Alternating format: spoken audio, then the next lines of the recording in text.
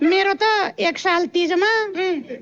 ए माइत जानु पर्यो तीजमा भनेर के दिपा हजुर तिमीलाई त के थाहा छ र तिमी त कहाँ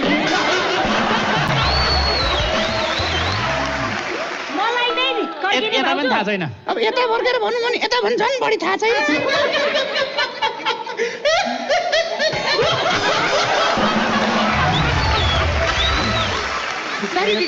बहिनी ठिक्कला भित्र नाक भुत्ला देखिरहेछ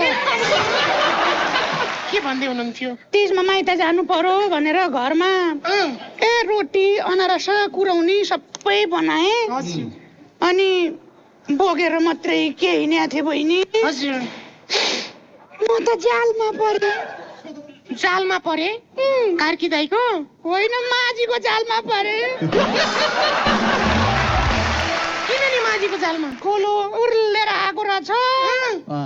माइत सामान पुगो म पुग्न पाएँ